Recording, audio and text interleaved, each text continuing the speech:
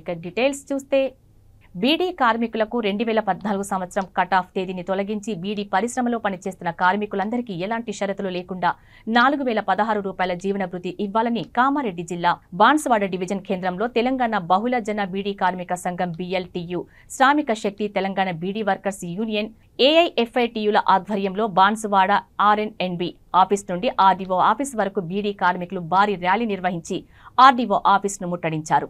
అనంతరం sub collector కి వినతి పత్రం అందజేశారు. ఈ కార్యక్రమంలో తెలంగాణ బహుళజన బీడీ కార్మిక సంఘం, శ్రామిక శక్తి Telangana beedi workers union AIFITU నాయకులు పాల్గొని కార్మికులను ఉద్దేశించి మాట్లాడారు.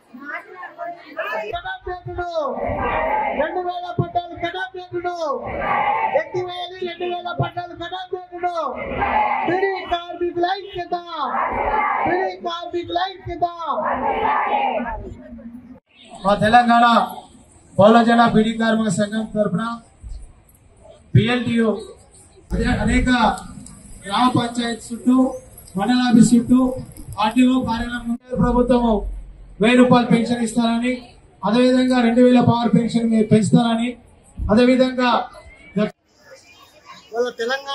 తెలంగాణ రాష్ట్రంలో బీడీ పరిశ్రమలో పనిచేసేటువంటి బీడీ కార్మికులకు, ప్యాకర్లకు, బస్సులు, కాటన్ కార్మికులకు 2014 కటాఫ్ తొలగించి మరి అందరికీ ఎలాంటి షరతులు లేకుండా 4016 రూపాయల జీవన భృతి ఇవ్వాలని డిమాండ్ మీద ఇవాళ బాన్సువాడ డివిజన్ కేంద్రంలో తెలంగాణ బహుళజన బీడీ కార్మిక సంఘం BLTU, తెలంగాణ శ్రామిక శక్తి బీడీ వర్కర్స్ AIFTU రెండు కార్మిక సంఘాల ఆధ్వర్యంలో వేలాది మంది కార్మికులతోటి పెద్ద భారీ ర్యాలీ నిర్వహించి సబ్ కలెక్టర్ కార్యాలయాన్ని ముట్టడి చేసి కలెక్టర్ గారికి వినతి పత్రం ఇవ్వడం జరిగినది. కలెక్టర్ గారు కూడా సానుకూలంగా స్పందించి కార్మికుల యొక్క గోరును విని మేము మాతో అయ్యే మేరకు జిల్లా కలెక్టర్ కు మీ గోరును వినియోగించి అందరికీ 4016 రూపాయల జీవన భృతి అందే విధంగా మరి 2014 కటాఫ్ డేట్ తొలగించే విధంగా కృషి చేస్తారని సబ్ కలెక్టర్ గారు